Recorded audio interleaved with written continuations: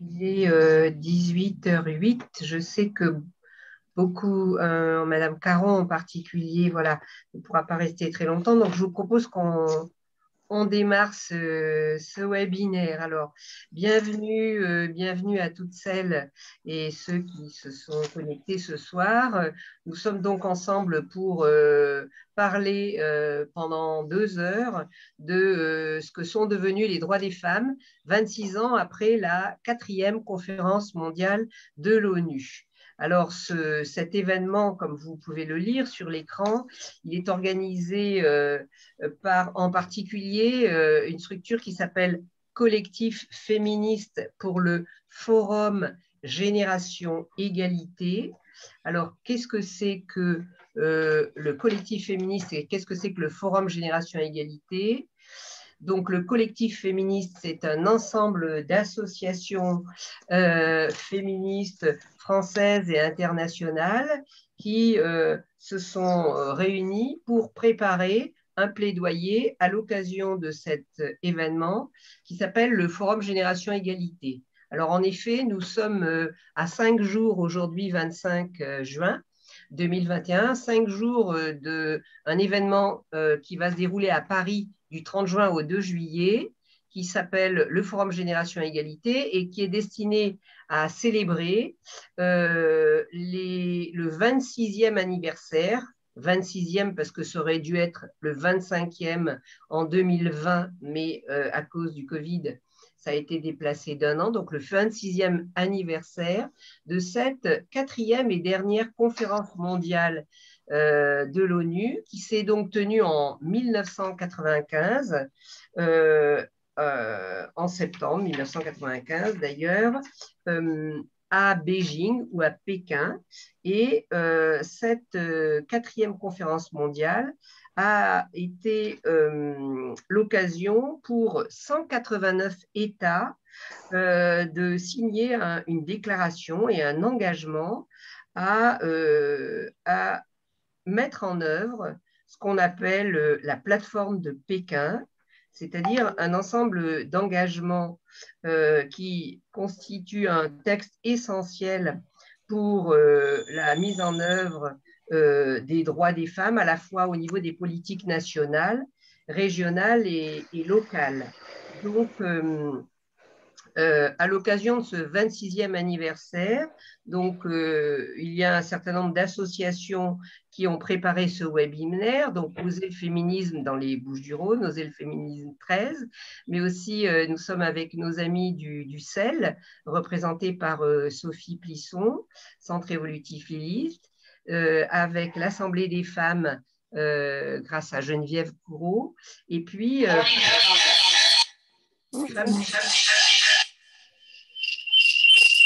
Ah, on a un souci avec des buts. Et puis, il doit y avoir un micro ouvert. Je crois, Martine, que c'est le tien qui est ouvert. Martine, je crois. Ah, voilà, c'est bon. Martine Ragon et puis Annick Carsanti, qui sont de Femmes Solidaires Marseille. Donc, on a voulu, et puis nous avons également 2 autres associations qui sont dans ce collectif, qui sont Adéquation, représentée par Yveline Nicolas, et puis Monique Dantal, qui représente le collectif Rupture. Donc, nous souhaitions vous proposer une réflexion autour de ces engagements de la plateforme de Pékin. Et donc, pour commencer, je vais donner la parole à la première des intervenantes. Alors, excusez-moi, je ne me suis pas présentée. Je suis Marie-Paule Grossetête, donc de Oser le féminisme 13. Et donc, pour introduire ce webinaire, j'ai demandé une intervention tout d'abord à Hélène Caron, qui est directrice régionale aux droits des femmes et à l'égalité de la région PACA.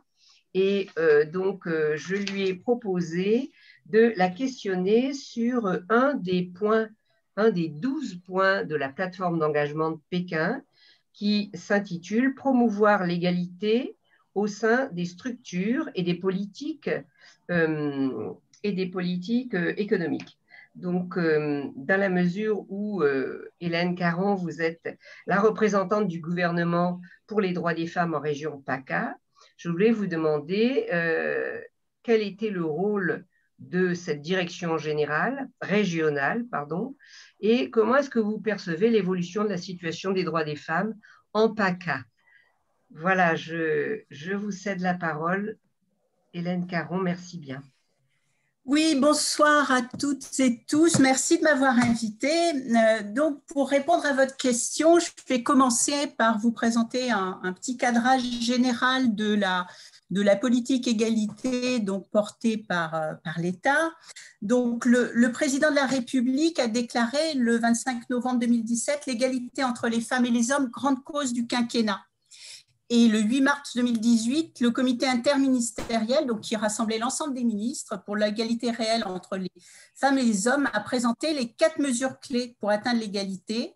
Donc, ils sont transmettre et diffuser la culture de l'égalité, agir pour une égalité professionnelle tout au long de la vie, faire vivre l'égalité au quotidien en garantissant l'accès aux droits et mettre en place un service public exemplaire en France et à l'international. Donc, au niveau national, cette politique égalité, elle est portée par l'ensemble du gouvernement. Chaque ministre met en œuvre une feuille de route et la ministre en charge de l'égalité inscrit son action dans un périmètre interministériel qui est marqué par les engagements de chaque ministre autour de 3 axes d'intervention prioritaires. Prévenir et lutter contre les violences sexistes et sexuelles, mettre en œuvre l'accès aux droits sociaux et l'égalité professionnelle, et déconstruire les stéréotypes et transmettre une culture de l'égalité. Donc, c'est bien toutes les institutions publiques qui sont partie prenante de cette politique qui s'inscrit dans une action interministérielle et partenariale construite avec les organismes publics et les collectivités territoriales, les entreprises, les syndicats, le secteur associatif, au niveau national comme au niveau régional, départemental et local. Donc, ça s'applique à la fois dans les politiques portées par ces institutions et dans la gestion qu'elles ont des ressources humaines. Donc, la ministre, elle s'appuie sur un réseau spécifique pour animer cette politique, en assurer son impulsion, le pilotage, l'animation, la coordination aux différents niveaux. Donc, le niveau national, où il y a un service des droits des femmes et de l'égalité, au niveau régional, et c'est là qu'interviennent les directions régionales aux droits des femmes et à l'égalité que je représente pour la région Provence-Alpes-Côte d'Azur, et également au niveau départemental, c'est porté par des délégués départementaux ou des délégués départementales aux droits des femmes. Donc, il y a un délégué ou une déléguée par département. Donc, la question qui se pose reste le passage de l'égalité de droit à l'égalité réelle. Donc, l'égalité entre les femmes et les hommes, elle est affirmée en droit, et de nombreux progrès législatifs et réglementaires sont constatés. Toutefois, la question de l'égalité réelle entre les femmes et les hommes, elle peine à se concrétiser dans les faits, dans tous les domaines, que ce soit les violences faites aux femmes, l'égalité salariale, la mixité des métiers, l'accès aux responsabilités, le partage des tâches familiales et dans de nombreux autres domaines. Donc, la crise sanitaire, elle a encore exacerbé ces inégalités. Et donc, la question de l'égalité réelle reste au cœur des enjeux de l'ensemble de nos politiques publiques dans toutes leurs dimensions. Et elle repose donc sur une double approche, à la fois intégrée et spécifique. Intégrée, donc, car il s'agit de prendre en compte l'égalité dans la conception et la mise en œuvre de toutes les politiques publiques sectorielles, et spécifique, dans la mesure où il subsiste encore des inégalités, donc qui nécessitent des actions ciblées pour les neutraliser. Donc, on va en venir à votre question, qui est la déclinaison en région de cette politique égalité. Donc, cette politique, donc, elle concerne l'ensemble des services déconcentrés de l'État qui sont représentés dans l'ensemble des ministères, l'intérieur, la justice, la santé, la cohésion sociale, le logement, l'éducation nationale, la culture, le sport. Elle concerne aussi les collectivités territoriales, l'ensemble des acteurs de la société civile, avec une forte contribution des associations qui mettent en œuvre des actions auprès des femmes. Et donc, la direction régionale aux droits des femmes, elle est chargée d'assurer le pilotage, la coordination au niveau régional, et les délégués départementaux et les délégués départementales assuraient le déploiement des actions au niveau local des départements, la remontée des besoins Et donc, nous disposons d'un budget spécifique qui va nous permettre à la fois de financer des actions socles qui vont être maintenues dans la durée autour de la lutte contre toutes les formes de violence, la lutte contre la prostitution, l'accès à la vie affective et sexuelle et des actions également pour permettre des nouvelles actions qui vont ensuite pouvoir se déployer avec des financements qui vont être attribués par des financeurs qui ne sont pas de notre budget. Donc, en Provence-Alpes-Côte d'Azur, on a réalisé un diagnostic territorial qui met en évidence un certain nombre de problématiques, en particulier des problématiques fortes autour des violences conjugales, pour lesquelles le Grenelle donc, a mis en lumière la nécessité de renforcer l'animation de réseau à une échelle territoriale fine et la formation des acteurs. On a également un marché immobilier qui est extrêmement tendu et qui rend difficile l'hébergement et le logement des femmes les plus fragiles, donc les mères isolées, les migrantes, les femmes victimes de violences. Et ces problématiques, en 2020, ont encore été renforcées par les confinements. On observe aussi dans notre région une concentration de la pauvreté, à la fois dans les quartiers des métropoles et dans les secteurs ruraux isolés, donc qui nécessite un maillage territorial de proximité de l'offre d'accompagnement proposée aux femmes en situation de fragilité. Les difficultés des familles monoparentales, qui sont à 85% des femmes, sont exacerbées, avec des besoins de réponse adaptés, en particulier en matière de mode de garde, y compris ponctuels et de courte durée, et de mobilité. On observe également des dynamiques migratoires fortes, principalement à Nice et à Marseille, avec des réseaux de prostitution organisés et de forts besoins d'hébergement. Des problématiques spécifiques existent dans les quartiers de la ville, en particulier concernant les très jeunes femmes qui ne sont plus ni en études, ni en formation, ni en emploi, et l'émergence d'une prostitution de cité qui nécessite des actions ciblées et une mobilisation des acteurs de la politique de la ville. Le taux d'IVG dans notre région est élevé donc, et nécessite un renforcement de la prévention via les espaces de vie affective, relationnelle et sexuelle et une couverture adaptée de l'ensemble du territoire. Et enfin, la crise sanitaire au niveau régional, comme dans les autres territoires, a aggravé les difficultés des plus fragiles, en particulier des femmes. Donc, ces constats permettent d'adapter le plan d'action qu'on conduit au niveau de la direction régionale aux droits des femmes. Donc, cette politique régionale en faveur de l'égalité entre les femmes et les hommes, donc, elle met en œuvre les actions autour des 3 grands axes que je vous ai présentés en introduction et avec 3 objectifs transversaux. Donc, le premier objectif, c'est vraiment de travailler au renforcement des partenariats en lien avec les territoires. Ces partenariats se déclinent de façon différenciée, donc en fonction des sujets, des thématiques et des territoires.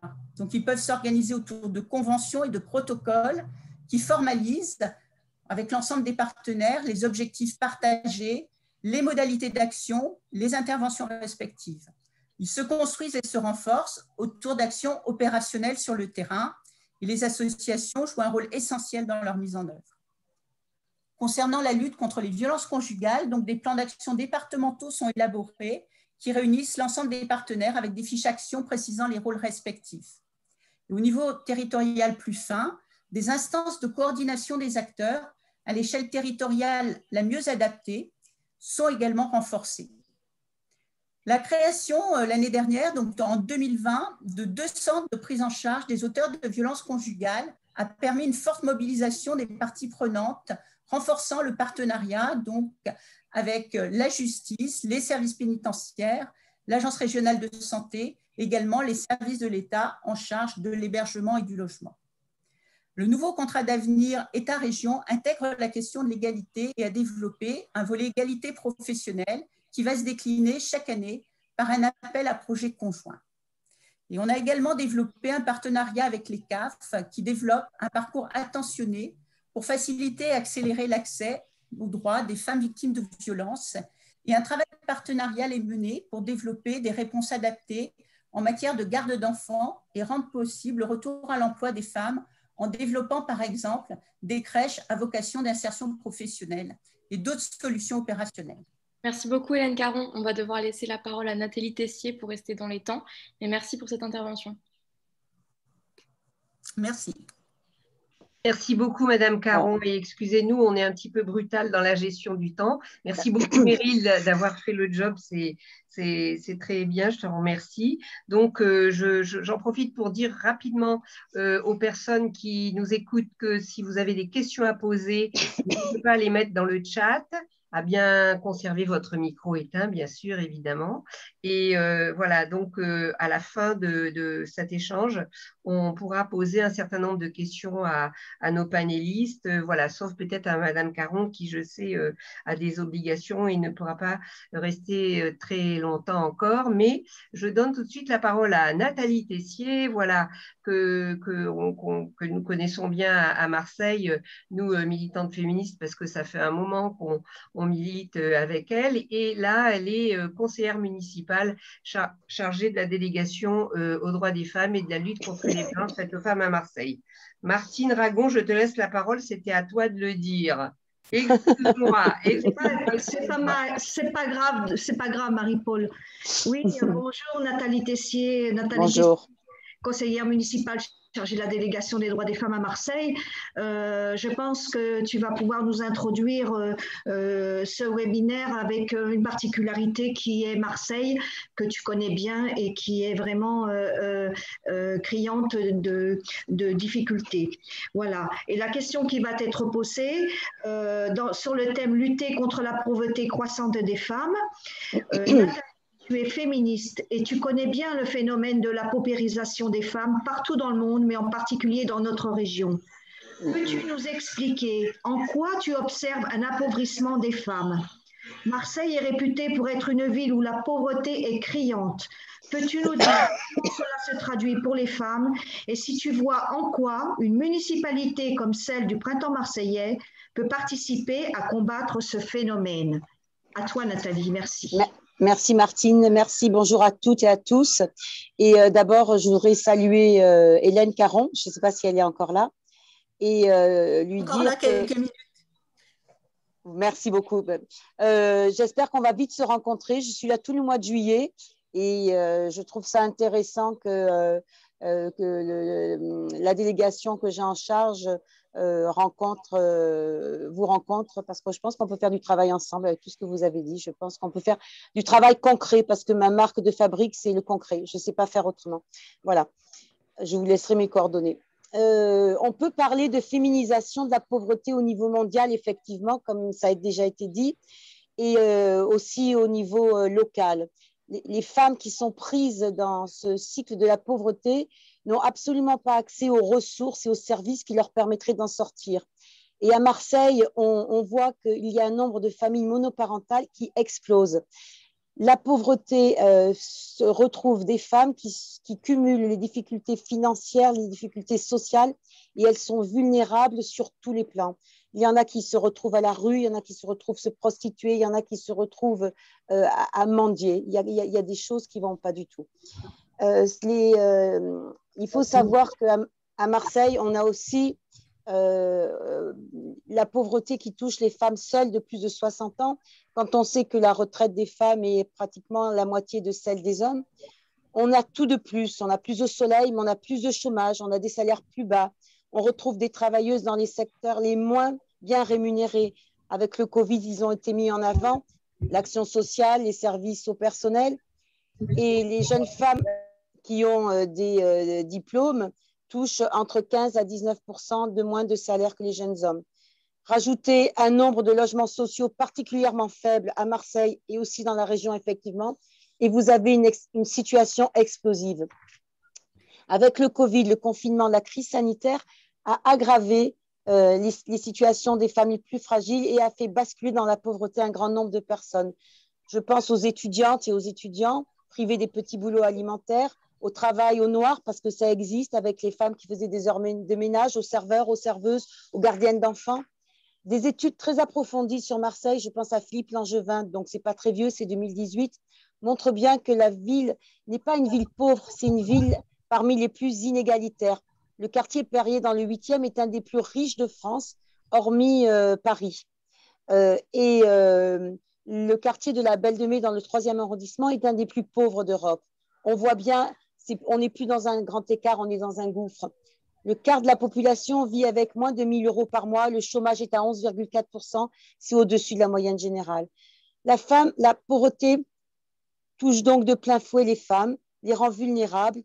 Et en tant que déléguée aux droits des femmes, je peux dire que cette pauvreté fait partie des violences faites aux femmes. On pourrait se demander pourquoi les quartiers populaires dans lesquels on milite aussi n'ont pas explosé à Marseille. C'est une vraie question. Et j'ai l'habitude de répondre parce que je l'ai vécu et je le vis encore. Dans ces quartiers, par exemple, pendant le confinement, la solidarité a joué en plein. Il y a eu les paniers alimentaires qui ont été distribués par les différentes associations qui ont déjà pignon sur rue, mais il y a eu aussi les habitants d'eux-mêmes qui spontanément ont créé ces paniers et sont allés voir les personnes, ont tapé aux portes pour apporter simplement à manger, pour que les gens ne crèvent pas de faim, pour que les femmes seules avec enfants ne crèvent pas de faim dans la deuxième ville de France. Ces femmes sont présentes dans ces associations de quartier et elles en font le maillage. Elles s'occupent, et je les ai encore rencontrées cette année, elles s'occupent des plus démunis. Mais en temps ordinaire, si j'ose dire, elles s'occupent aussi des femmes qui sont en danger, des femmes, et là je parle des violences, je parle de la prostitution. Elles s'occupent aussi des petites filles qui sont victimes de l'excision et elles luttent contre. Il faut savoir que la prostitution est un très très grave problème à Marseille. Il y a eu une arrivée de jeunes femmes nigérianes qui sont traitées comme du bétail dans leur pays. Et là, elles sont tombées dans des réseaux, je parle de plus de 400 personnes, 400 femmes, où elles sont devenues de véritables esclaves qui vivent l'enfer. Non seulement on est dans la traite humaine, mais on est dans une violence inouïe, inimaginable dans notre propre ville. La ville de Marseille est consciente de tous ces drames qui sont liés à la pauvreté, au patriarcat et au capitalisme. L'inégalité a commencé la réflexion a commencé dès le début de la mandature et on a essayé de mettre en place différentes actions qui étaient dans le programme du printemps marseillais. Je peux vous dire qu'au bout de 300 jours, il y a déjà eu une aide exceptionnelle de 200 000 euros versée à des associations d'aide alimentaire. Ont été multipliées par 2 les subventions allouées aux acteurs et actrices des solidarités dans le budget. Il y a eu les aides financières du CCAS, les critères d'accès ont été élargis et les crédits ont été doublés. Le nombre de repas distribués par le SAMU social a été doublé. Il y a eu 10 agents supplémentaires de recrutés. Il y a eu, comme a dit Madame Caron, mais aussi avec la participation de la ville de Marseille, l'État évidemment, la région, le département, mais aussi la ville de Marseille, l'ouverture de 2 lieux d'hébergement d'urgence pour les femmes victimes de violences ou et en grande précarité. On a aussi un travail qui est fait pour le renforcement des subventions pour les associations qui s'occupent de la lutte contre les violences faites aux femmes. Je la connais bien, c'est ma délégation. Et de 43 200, on est passé à 95 200 euros. Ce n'est pas encore assez, mais c'est déjà plus que le double. Il y a eu l'adhésion de la ville à ECVF, qui est les élus contre les violences faites aux femmes. C'est une adhésion nationale. Et il y a eu aussi l'adhésion à la Charte européenne pour l'égalité des femmes et des hommes dans la vie locale, avec un plan d'action à mettre en œuvre dans les 2 ans. Des choses sont faites, d'autres projets sont en cours, évidemment en cours d'écriture et de réflexion, avec une maison des femmes et un observatoire des violences faites aux femmes. Je veux dire que ce travail se fait sur le terrain, avec les associations féministes, toutes celles que tu as citées, Marie-Paul, et que sans elles, je suis rien, et que sans vous, je ne peux pas avancer. Avec les élus, mais aussi avec le département, l'État, la région. Marseille, c'est une ville qui montre l'exemple en appliquant à sa propre gestion la défense des droits des femmes et de l'égalité. C'est une phrase qu'a prononcée Benoît Payan, notre maire, le jour de l'inauguration de l'auberge marseillaise. Voilà, je pourrais dire beaucoup plus, mais je suis à la disposition très concrète de toutes et tous pour avancer ensemble pour que ça s'arrête. Merci. Fini. Merci Nathalie, merci. Écoute, tu mets les bouchées doubles dans tous les domaines, même pour tenir dans les temps parce qu'on est là sévère avec le timing. Et franchement, là aussi, par rapport à tout ce qui a été engagé depuis que tu as commencé à prendre cette délégation en main, c'est-à-dire finalement assez tardivement quand même, mais en très peu de temps, il y a déjà énormément de choses qui ont été engagées. Donc, c'est fantastique. On est consciente que travailler effectivement en lien entre les associations et la municipalité avec toi, ça va permettre de changer la donne, même si évidemment le travail devant nous, il est très, très important. Donc, merci Nathalie. Et donc, cette fois-ci, je ne me trompe pas, c'est à moi de présenter Monique Dantal. Donc, voilà, hein, je répète que vous pouvez poser vos questions dans le chat et nous pourrons les poser aux intervenantes en fin de rencontre. Alors, donc, Monique Dantal, merci d'être avec nous parce que tu es vraiment une militante de très longue date. Tu es de la génération du MLF et du mouvement pour la libération de la contraception et l'avortement. Oui, c'est ça, la contraception, c'est-à-dire le MLAC. Tu es toujours en activité. Tu as fondé le collectif de pratique et de réflexion féministe Rupture, dont les valeurs reposent sur un féminisme universaliste. Alors, ça me permet, puisque je n'avais pas encore eu le temps de le dire, que dans notre collectif féministe pour le Forum Génération Égalité, ce collectif, il regroupe effectivement des associations qui sont universalistes. Donc, et donc, Rupture va promouvoir ce féminisme universaliste, la laïcité également, la parité, la lutte contre le système prostitutionnel. Donc, Monique, tu portes par ton expérience une expertise et des engagements féministes à la fois au niveau national, européen et international.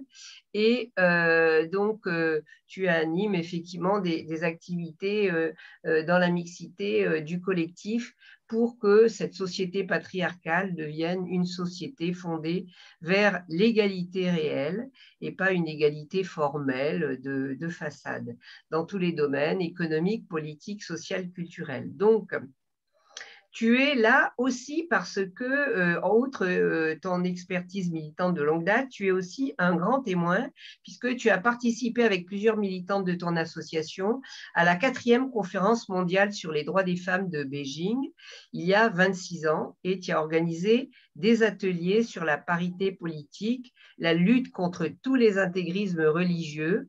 Et donc, ton association Rupture a été présente depuis 26 ans, à la fois dans les conférences mondiales onusiennes sur le développement durable, sur le climat et d'une manière générale les ODD, les objectifs de 2030 de développement durable. Donc, tu as aussi participé à de nombreux articles et ouvrages dont tu m'as envoyé une petite liste et donc je vais la mettre dans le chat si c'est possible, mais nous pourrons également vous envoyer ces références dans le mail de remerciement que Meryl pourra vous envoyer après ce webinaire.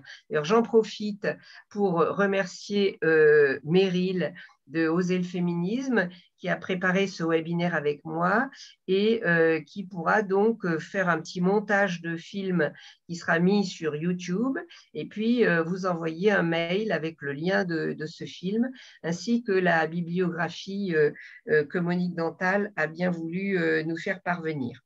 Alors, Monique, chère Monique, toi qui as été partie prenante de cette 4e conférence mondiale sur les droits des femmes à Pékin en 1995, est-ce que tu peux nous dire en quoi cette conférence a été un pas en avant pour les droits des femmes, d'une part, et puis d'autre part, 26 ans après, nous sommes devant le Forum Génération Égalité qui va se dérouler donc dans 5 jours. En quoi est-ce que ce Forum Génération Égalité, il a quelque chose de particulier? Est-ce que c'est différent de ce qui s'est passé à Pékin? Est-ce que tu veux bien nous en dire quelques mots? Voilà, je te cède la parole, chère Monique. Merci beaucoup Marie-Paule et merci à toutes les militantes et les militants de vos associations qui ont organisé cette initiative que je trouve très importante dans la période que nous vivons. Alors oui, voilà, tu as raison, la 4e conférence mondiale sur les droits des femmes de Beijing en 1995 a été très importante. Pour autant, et sans développer une mise en perspective historique qui serait nécessaire, je crois qu'il ne faut pas ignorer que les 3 conférences mondiales sur les femmes qui l'ont précédée et qui ont été organisées par l'ONU ont eu aussi une certaine importance. Alors, la conférence, la première qui s'est déroulée à Mexico en 1975, la seconde à Copenhague en 1980, la 3e à Nairobi en 1985. Elles ont eu chacune d'entre elles un apport tout à fait particulier à l'édifice final de la plateforme finale d'action de Pékin et elles ont joué un rôle pour déboucher sur cette déclaration qui a été adoptée, il faut se le rappeler, par 189 États. Alors, Beijing a été importante pour plusieurs raisons. D'abord, elle a attiré une attention internationale sans précédent. Son succès a été majeur, à la fois en raison du nombre des participantes et des participants, et aussi de ses résultats qui ont été à l'époque vraiment au-delà de toutes nos attentes. Elle a été la réunion la plus importante de représentants des États et des ONG de l'ONU, jamais organisée puisque Beijing a accueilli au total 48 000 personnes, dont 189 gouvernements. Et pour sa part, le Forum des organisations non gouvernementales, les ONG, c'est-à-dire la société civile mondiale, organisé à Ouérou, qui était à 50 km de Pékin, et qui s'appelait « Voir le monde avec des yeux de femme », était organisé en amont, puis parallèlement à la conférence mondiale, et il a battu tous les records en accueillant 30 000 personnes dans une ambiance de grande effervescence qui était liée, bien entendu, au contexte de lutte de l'époque. Alors, sur le plan des ONG, il y a eu un dispositif préparatoire organisationnel qui était donc mis en place par l'État français. 2 ans au préalable, les associations arrivaient à se rencontrer dans des pré-rencontres de régions onusiennes où nous participions et nous arrivions à confronter nos textes de positionnement. Parce qu'il faut se remettre dans le contexte de l'époque. Il n'y avait ni les réseaux sociaux, ni Internet. Et effectivement, pour avoir des échanges sur nos différents textes, ça se faisait par courrier ou ça se faisait dans les conférences onusiennes préparatoires. Et l'État français avait instauré un dispositif de concertation entre l'État et les ONG dans le processus de préparation et chaque association qui ont été présente à Pékin avait bénéficié, il faut le rappeler, c'est important, d'un soutien financier de 10 000 francs pour participer aux frais de voyage et d'hôtel. À Pékin, les réunions des ONG avaient lieu chaque matin, y compris par la suite dans la conférence officielle. Et dans la conférence officielle, nous avions donc des discussions avec les délégations de nos États et de l'Union européenne, qui donc parlaient pour la France au niveau de la conférence mondiale. Le succès majeur du Forum des ONG, en raison du grand nombre des participantes et de ses résultats, fait que quand nous sommes rentrés en France, nous étions toutes les militantes parties pour le Forum des ONG et la conférence mondiale, très enthousiastes, et nous avions partagé le sentiment d'avoir vécu un événement historique mondial. Du côté du Forum des ONG, l'ONU avait instauré pour la conférence de Pékin un statut de partenaire qui n'était plus cantonné donc de fait à être des observatrices comme dans les conférences onusiennes antérieures. Et les ONG influencèrent directement, grâce à ce statut de partenariat, le contenu du programme d'action et ont pu jouer un rôle important en rendant les dirigeants nationaux responsables des engagements qu'ils avaient accepté de mettre en œuvre et en exigeant une obligation de résultat et des mécanismes d'évaluation. Et au Forum des ONG, que s'est-il passé? Nous avons rencontré les ONG féministes, des ONG intégristes venant d'Iran en particulier, qui tentaient d'interrompre les ateliers des féministes universalistes à plusieurs reprises. Et le Vatican, de son côté, avait envoyé des porte-paroles nombreuses et nombreux dans les ONG pro-life, la plupart venant des États-Unis qui luttaient contre le droit à l'avortement. Des actions de solidarité internationale de femmes féministes en acte ont eu lieu pour les affronter et ont permis de résister face aux intégrismes religieux tant dans les délégations étatiques que face aux ONG qui menaient bataille pour remplacer le terme égalité par celui d'équité. Et nous avons démontré avec les femmes maghrébines et iraniennes que seul le terme égalité devait demeurer dans la plateforme finale d'action comme la référence centrale. Pourquoi? Parce que quelle est la mesure de l'égalité? C'est la loi. Tandis quelle est la mesure de l'équité? Il n'y en a pas, puisque l'équité fait référence aux mœurs et aux coutumes très différentes d'un pays à l'autre, notamment les pays sous loi musulmane.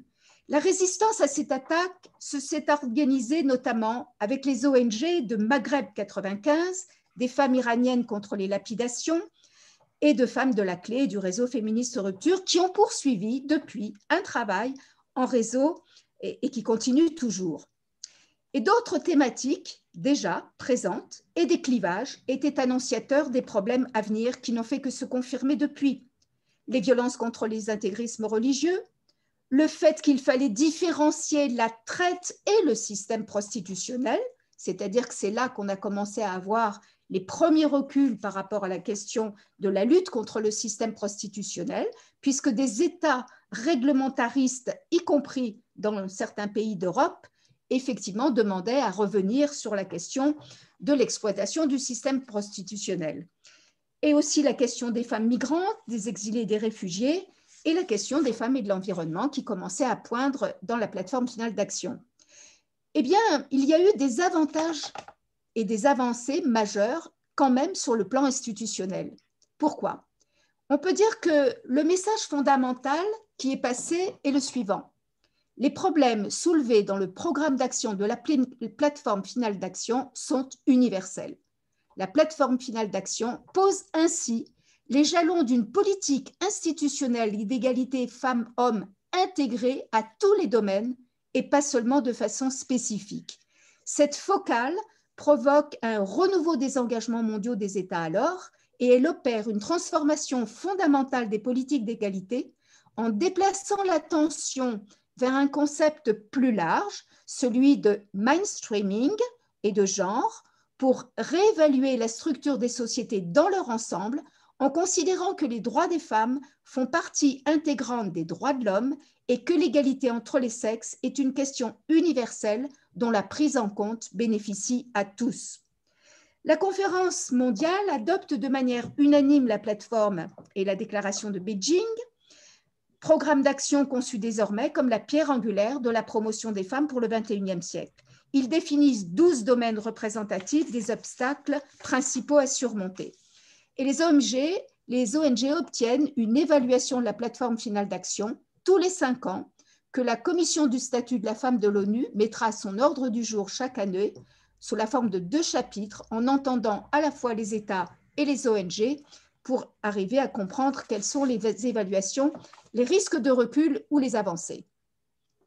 Alors, de nos jours, après les grands espoirs nés à Pékin, le bilan de 26 années d'action de politique institutionnelle d'égalité hommes-femmes, on peut dire quand même qu'il est en demi-teinte, si ce n'est en recul, en net recul. Alors que l'égalité des droits entre les femmes et les hommes est formellement actée dans un grand nombre de pays, il persiste un certain désenchantement chez nombre de femmes qui considèrent qu'on est loin du compte pour parvenir à une égalité réelle. La situation actuelle du Forum Génération Égalité.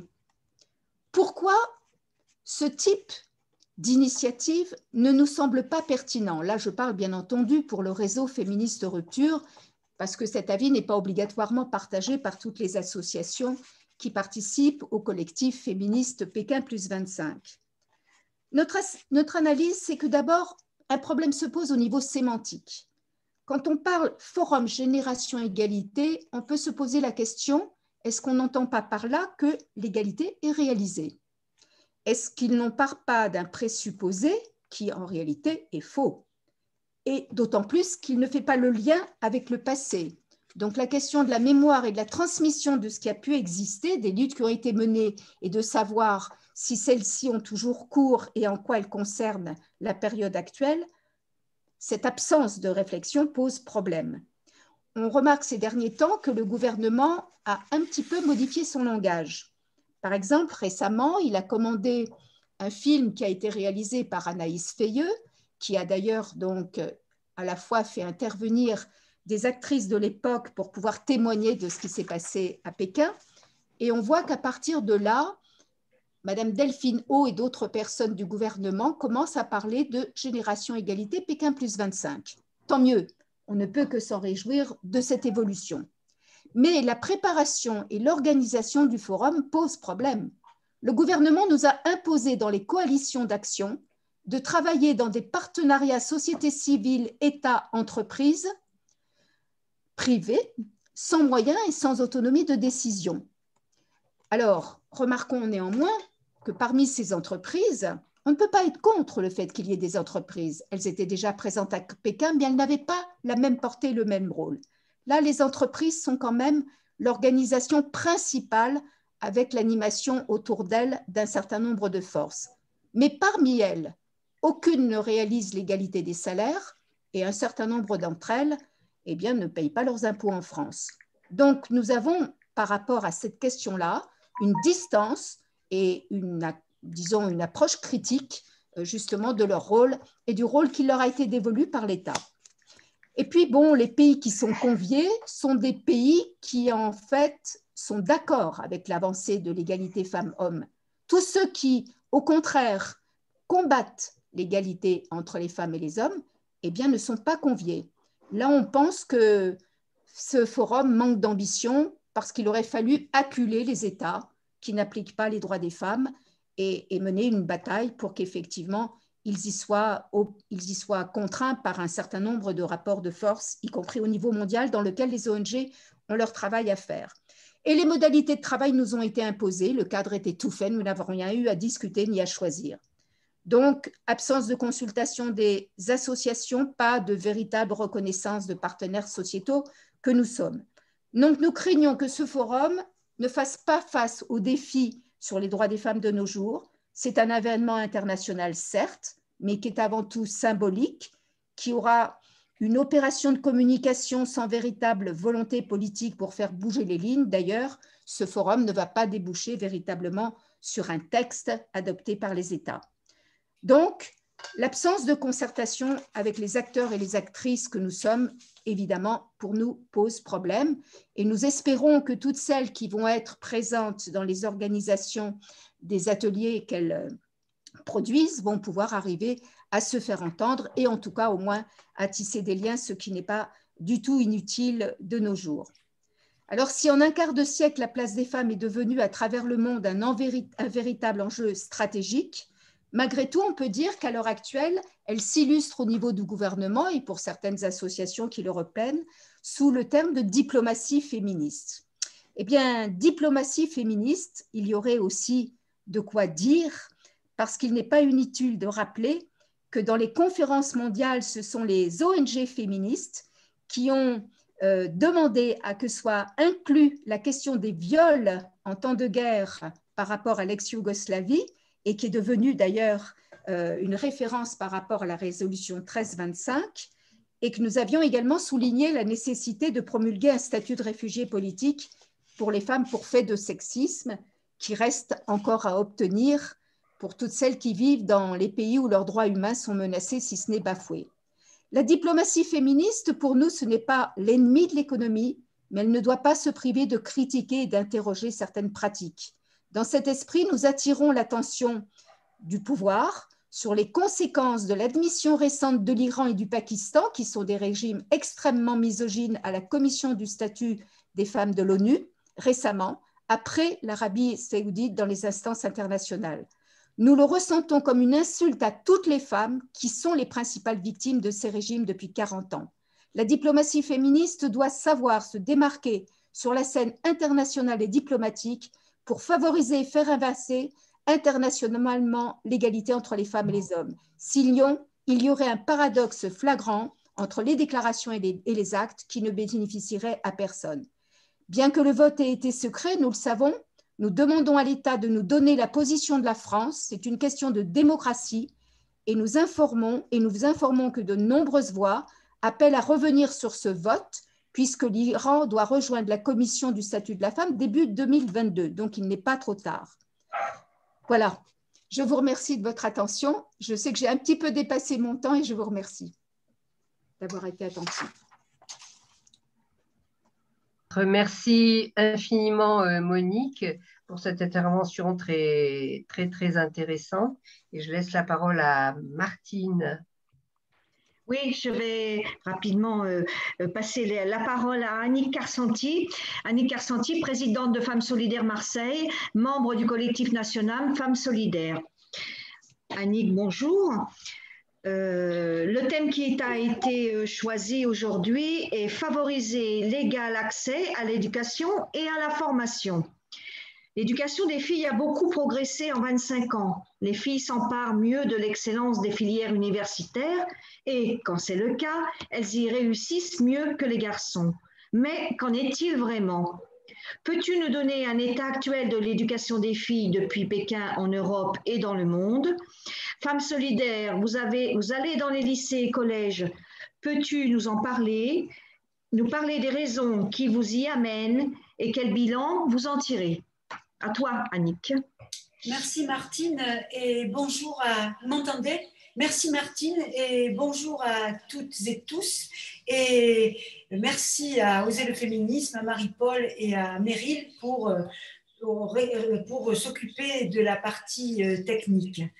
Alors, bien sûr, si nous voulons obtenir une société débarrassée des inégalités et des violences, l'accès et le droit à l'éducation pour tous, mais en particulier pour les filles, est une priorité mondiale. Femmes solidaires rappellent sans cesse et se bat et rappellent la nécessité de la lutte pour l'universalité des droits des femmes. Et dans ce cadre-là, de rappel aussi la nécessité de ce droit fondamental et universel qu'est l'éducation et le droit à l'éducation des filles. Alors, si la part des enfants scolarisés dans le monde progresse, elle est moins importante chez les filles. Ce constat faisait déjà l'objet des 12 domaines critiques de Beijing 1995, dans lequel des mesures urgentes étaient nécessaires pour assurer aux filles, aux femmes et aux hommes une égalité accrue. Au moins, d'après ce que j'ai pu voir et lire du rapport Beijing sur l'éducation, je n'en citerai que deux mesures prises en 1995 démontrent que les zones d'ombre persistent. La première, il était dit, assurer un accès égal aux filles et aux garçons à l'enseignement primaire et secondaire d'ici 2005. Et le deuxième que j'ai relevé, assurer l'enseignement primaire universel dans tous les pays avant 2015. Voilà ce qui était dit à la fin de la conférence de Beijing. En 2019, quelques chiffres viennent renforcer ce constat. 131 millions de filles ne sont toujours pas scolarisées dans le monde, 516 millions de femmes dans le monde sont analphabètes et moins de 40% des pays affichent des proportions égales de filles et de garçons inscrits dans l'enseignement secondaire. Alors, bien sûr, les raisons de ces discriminations, on peut les trouver facilement. Elles sont variées et elles sont variables suivant les pays. Mariage forcé, 10 millions de filles, grossesse précoce, une fille sur 3 en Afrique, en Inde et en Amérique latine, je ne citerai que le Brésil, dû souvent à des viols, temps consacré aux tâches domestiques, exploitation sexuelle, mendicité forcée et bien sûr, le plus important de tous, c'est peut-être la pauvreté, les familles préférant favoriser l'éducation d'un garçon et qui jugeaient cette éducation comme un meilleur investissement. Et puis, depuis plusieurs années, il y a aussi l'arrivée au pouvoir, leur départ, mais ils sont toujours là, leur intervention dans certains pays, des djihadistes, je pense à l'Afghanistan et je pense aussi au Nigeria et au Burkina Faso, dont je viens d'avoir des nouvelles assez catastrophiques. Mais dans ces situations difficiles, les femmes luttent et quand elles se battent pour favoriser l'éducation des filles, elles favorisent l'autonomie et l'émancipation. Je voudrais simplement prendre 2 exemples. En Éthiopie, au pays Afar, autour de la ville de Gawani, des femmes ont imposé depuis une vingtaine d'années la lutte pour la non-excision de leurs petites filles, de leurs fillettes. Actuellement, 850 fillettes ont échappé à l'excision. Ces fillettes ont pu aller à l'école, elles sont devenues des jeunes filles et maintenant poursuivent leurs études. Au-delà du bac, certaines veulent devenir infirmières, d'autres ingénieurs pour construire des routes pour rejoindre leur pays. Et en plus, les mamans et les femmes qui ont participé à ces actions ont gagné en autonomie. Deuxième exemple dont je voudrais vous parler, c'est en Amérique latine. En Amérique latine, il faut savoir que l'éducation populaire fait partie de l'idéologie des mouvements latino-américains. Je citerai deux exemples dans deux pays différents et on pourrait en citer plein d'autres. En Colombie, autour de la ville de Cali. Cali est encore connu parce que c'est là où il y a encore des violences extrêmes et où les narcotrafiquants agissent toujours. Et puis au Pérou, dans la région de Caramarca. Alors, les groupes et les communautés amérindiennes qui ne participent pas ou peu au pouvoir et à la culture dominante et qui subissent des répressions très importantes, de nombreux militants syndicaux et militantes sont assassinés, défendent leur droit à la terre contre les grands propriétaires terriens qui veulent annexer leurs terres et luttent aussi contre l'extractivisme des multinationales, en particulier dans le cuivre. Or, il y a moins d'hommes dans les sociétés parce qu'ils sont soit dans les mines, soit emprisonnés, soit assassinés. L'auto-organisation se fait autour des femmes et elles construisent des coopératives agricoles, sortes de villages. Et dans ces coopératives agricoles, d'abord, ils luttent et ils organisent leur vie, quelquefois leur survie ou leur vie, et ils mettent en avant deux choses importantes, la santé et l'éducation. Et je vais en venir bien sûr à l'éducation. Et alors ça, en prononçant les mots, eh bien, on peut dire que c'est déjà une éducation non sexiste. Parce que les cours que suivent les enfants dès le plus jeune âge, dès qu'ils ont l'âge d'apprendre à lire et à écrire, sont mixtes. Et comme ils ont besoin aussi de participer aux travaux de ces communautés agricoles, de ces coopératives agricoles, eh bien, ils participent à égalité aux travaux, bien sûr en fonction de leur âge, etc., entre les filles et les garçons. Donc, je tenais à parler de cet exemple parce que je trouve qu'il est quand même, il faut en parler. Alors, mais toutefois, l'accès à l'éducation, ça c'est Femmes Solidaires qui parle, n'est pas une fin en soi. Et Femmes Solidaires se bat pour que soit mis en place réflexion et action pour le développement d'une éducation non sexiste, déconstruire les stéréotypes de genre et changer les mentalités. Et ça, nous le faisons, bon, bien sûr, quand nous sommes auditionnés, on le dit et on en rajoute, mais nous le faisons aussi en allant auprès des jeunes, alors qu'ils soient collège, lycée, université ou même foyer de jeunes. Et en plus, nous nous servons, puisque depuis c'est plus facile, nous nous servons aussi de l'agrément que nous avons auprès du ministère de l'Éducation nationale. Alors, éduquer les plus jeunes dès la maternelle au respect, à l'écoute, à l'éducation sexuelle, au respect de son corps et du corps d'autrui, nous pensons que c'est absolument nécessaire. Et cette volonté ne concerne pas que l'éducation nationale et les familles, mais elle doit concerner absolument tous les secteurs de la société, politiques, élus, syndicalistes, représentants des associations. Et je vais vous donner donc quelques pistes que nous proposons et nous nous en servons quand nous sommes auprès des jeunes.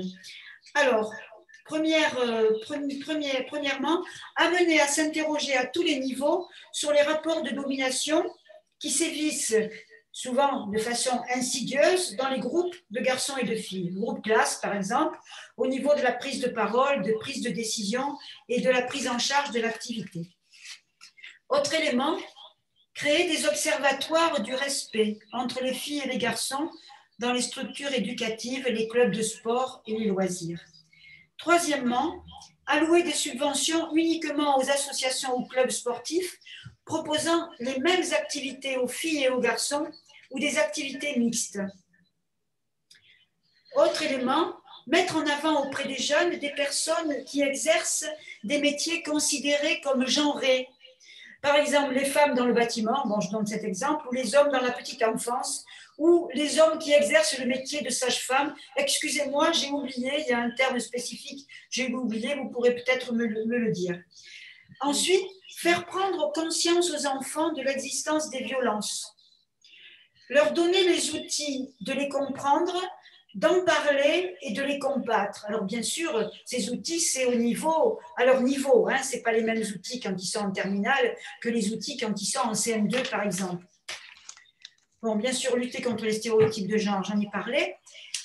Autre chose qui nous semble très important, c'est éduquer les enfants à la laïcité. La laïcité, bien sûr, n'est pas ennemie des religions, mais la laïcité est une force et un bouclier pour les femmes. Elle permet le vivre ensemble, elle permet de faire sens commun, malgré les différences de chacun et chacune, et s'oppose au communautarisme et au repli sur soi. En fait, pour nous, on dit la laïcité, c'est l'émancipation et on a besoin de former. D'ailleurs, il n'y a pas que les jeunes qu'il faudrait former, mais en tout cas les jeunes. Alors, autre chose que l'on fait aussi, restaurer la place des femmes à tous les niveaux dans notre histoire et même y compris maintenant. Voilà, et ce qu'il faudrait faire, mais ce qu'il faudrait obtenir aussi, mais ça c'est peut-être de l'utopie, la refonte complète des programmes scolaires est nécessaire. Et bien sûr, il faudrait la faire en présence des associations féministes qui ont beaucoup de choses à dire sur la question. Et là, je vais quand même saluer la tentative de Najat Vallaud-Belkacem qui, quand elle était ministre de l'Éducation nationale, avait fait une petite tentative avec les ABC de l'égalité, mais qui, vu la situation politique à ce moment-là en France, la manif pour tous, etc., avait vite été retirée. Alors, depuis 1836, bien sûr, la création de l'enseignement primaire et public pour les filles, la situation en France et en Europe, bon, a quand même bien évolué, mais quand même, malgré tout, on peut dire que le compte n'y est pas. Plus de 20% des jeunes, et ça concerne beaucoup de filles, sortent de l'éducation sans diplôme. S'il y a parité au niveau des bacs généraux, ça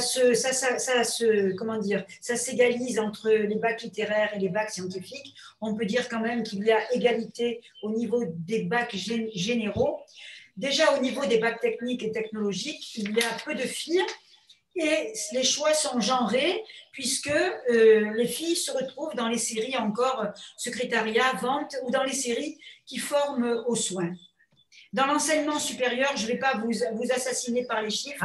Annick, si tu veux bien finir rapidement, si tu veux bien. Bon, alors je vais finir rapidement. Ces choix sont donc genrés. Je prendrai un exemple. 70% des filles en première année de médecine, 55% à l'internat, 95% qui se retrouvent en majorité en gynécologie, pédiatrie et dermatologie. Juste, je voudrais dire quand même que ces choix dans notre société patriarcale sont genrés, ils se nouent bien avant l'orientation dans les familles et bien sûr, ils dépendent des rôles sociaux donnés aux femmes et aux garçons. Juste, si j'ai encore un moment, si j'ai encore une minute, je voudrais dire qu'en France, et j'y tiens beaucoup, dans l'éducation nationale, les différentes réformes de l'éducation nationale, dont l'objectif est de réduire le coût du service public d'éducation, creusent les écarts entre les milieux sociaux, j'ose dire les classes sociales, moins d'écoles, moins d'enseignement, moins d'encadrement.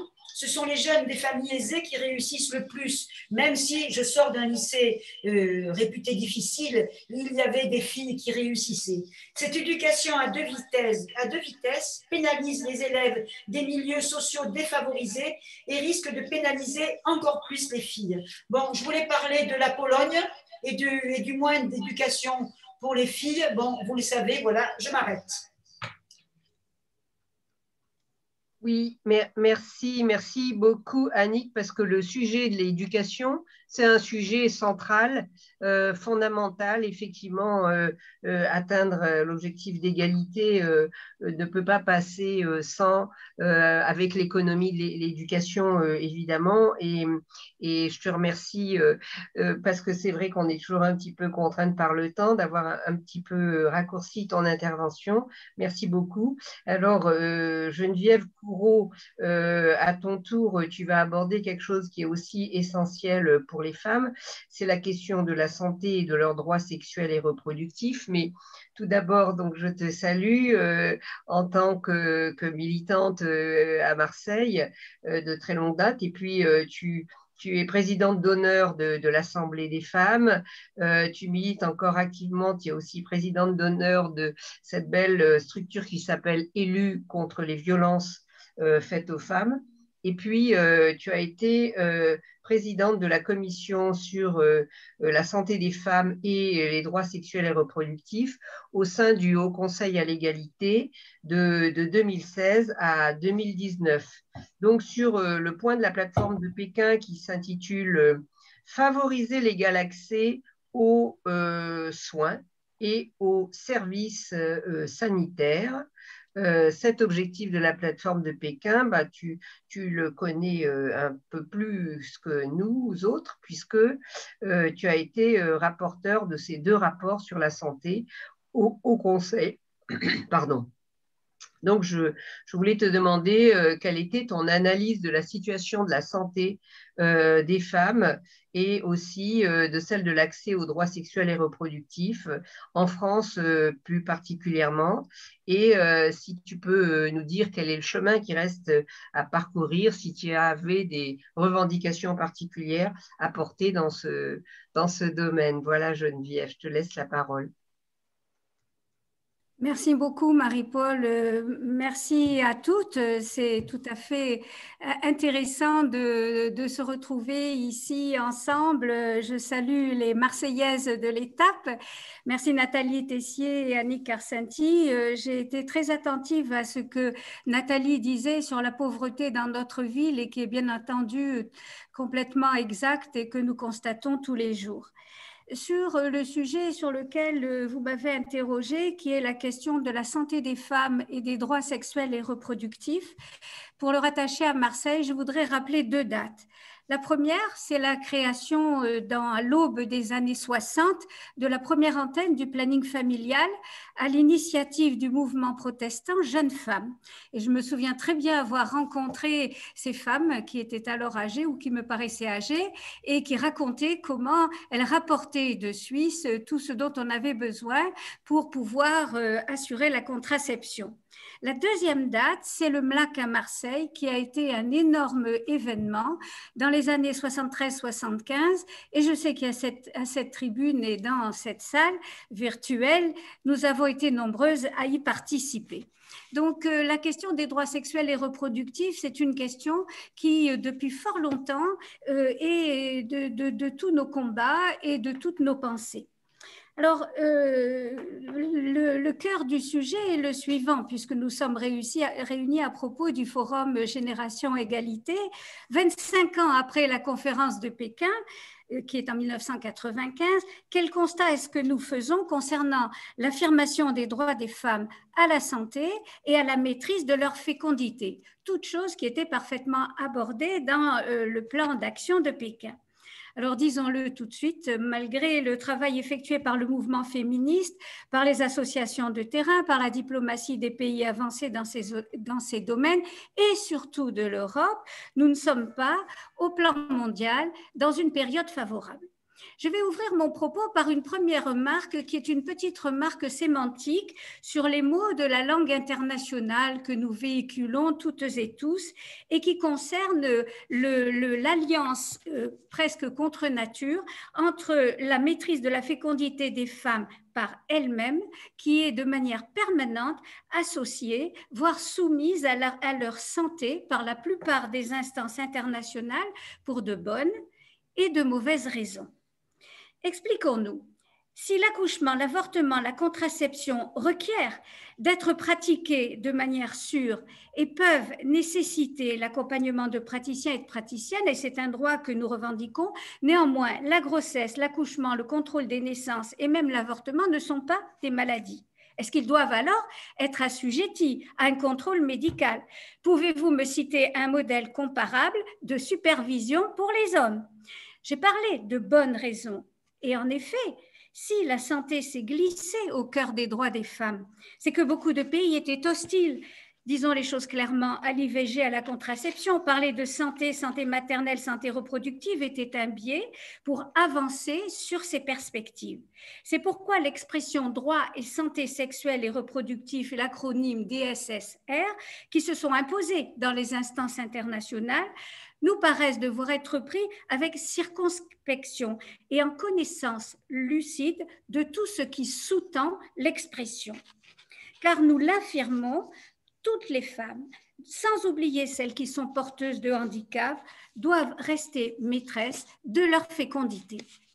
En revanche, à côté des droits sexuels et reproductifs, la santé des filles et des femmes hors reproduction tout au long de leur vie doit être un objectif humaniste non négociable à part entière, comme pour tout autre être humain. Les femmes ne sont pas que leur utérus. Une fois ces données posées, arrivons aux chiffres. Entre 2015 et 2019, source OMS et Institut Guttmacher, on a enregistré dans le monde chaque année 121 millions de grossesses non planifiées, dont 61% se sont terminées par un avortement. 73,3 millions d'avortements provoqués, sécurisés ou non. 4,7% à 13,2% des décès maternels peuvent être attribués à un avortement non sécurisé. Le pourcentage mondial de mortalité maternelle a néanmoins diminué de 38% entre 2000 et 2017. Alors, une fois ces chiffres posés qui nous disent bien la réalité de ce que c'est, pourquoi nous nous battons, que disent les textes internationaux? Que nous apportent-ils? Je vais passer un petit peu vite. 1994, c'est la conférence du Caire, dont le plan d'action ouvre des portes dont Pékin va se saisir, bien entendu. Mais 23 pays n'ont pas signé l'ensemble du texte, ayant mis entre parenthèses certains termes ou certaines propositions, et on voit très bien lesquels. En 1995, la plateforme de Pékin propose 12 objectifs stratégiques, dont l'objectif 3, favoriser l'égal accès aux soins et aux services sanitaires. Mais le droit à l'avortement reste un non-dit de Pékin. Il est largement question d'avortement et de contraception et de planification familiale, dans le plan d'action de Pékin, mais nulle part, il n'est dit que c'est un droit des femmes, de toutes les femmes, et ainsi on relève des éléments complètement contradictoires. Par exemple, au point 93, les femmes n'auront aucun pouvoir d'action tant qu'elles ne jouiront pas du droit de gérer tous les aspects de leur santé, en particulier leur fécondité. Formidable. Au point 96, les droits fondamentaux des femmes comprennent le droit d'être maîtresse de leur sexualité, y compris leur santé en matière de sexualité et de procréation, sans aucune contrainte, discrimination ou violence. Nous applaudissons. Mais voilà le point 94.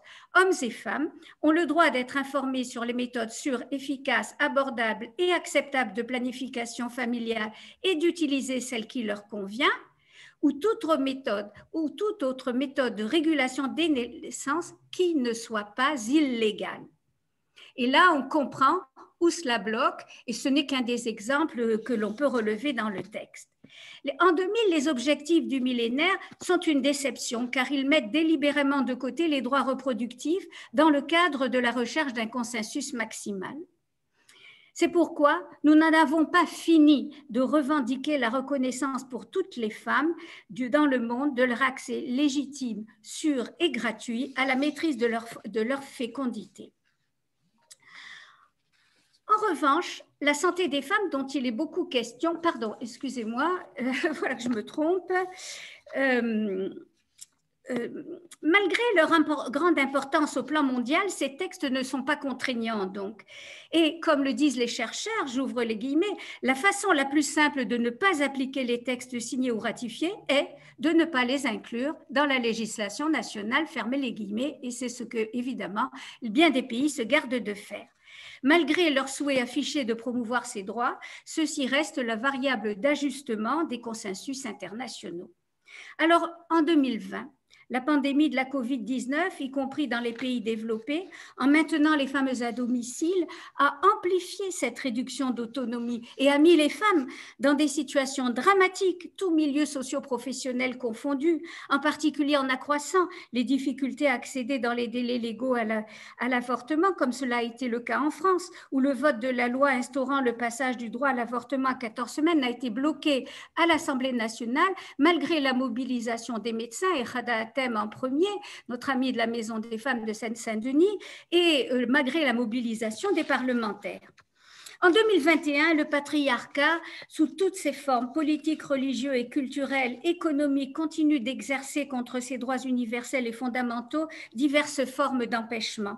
Ainsi, la montée des extrémismes politiques et religieux, la crainte de la baisse de la natalité et de ses conséquences économiques et sociales, la banalisation des violences à l'égard des femmes, la progression des attaques contre les femmes et contre leur sexe, l'instrumentalisation et le détournement de la notion de genre, l'utilisation marchande du corps des femmes, en particulier dans la GPA et la prostitution, conduisent à un retour de l'asservissement du corps des femmes qui forment un arrière-plan terrible lorsque l'on se bat pour ces droits essentiels.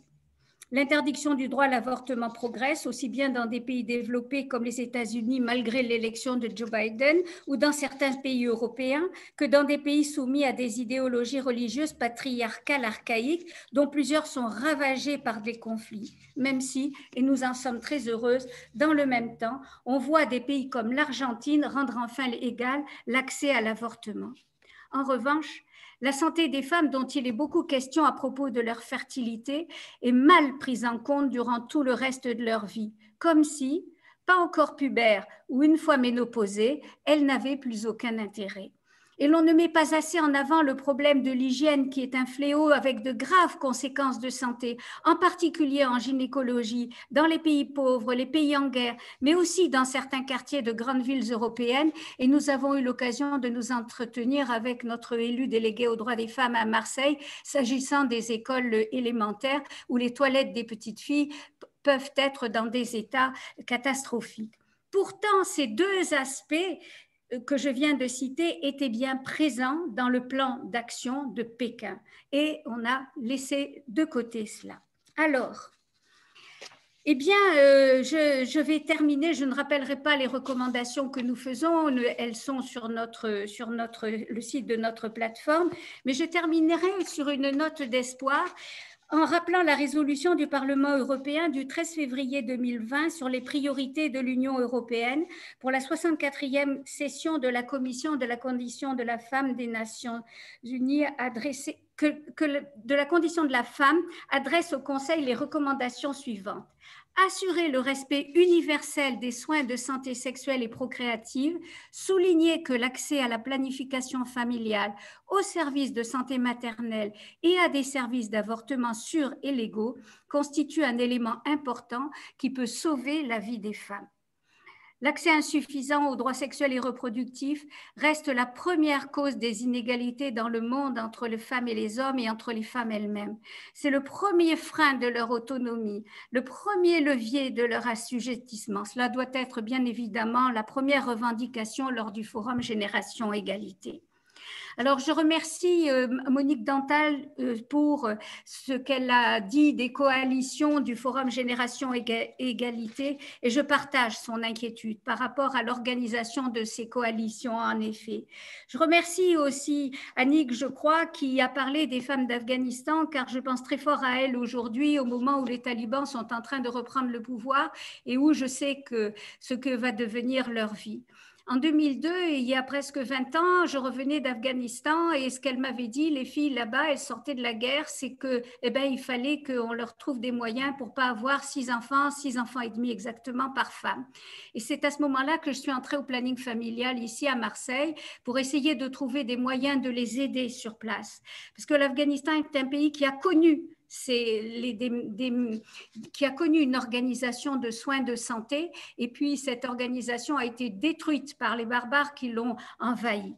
Et donc, toutes mes pensées vont vers elles et c'est beaucoup pour ces femmes-là que, me semble-t-il, notre combat a du sens.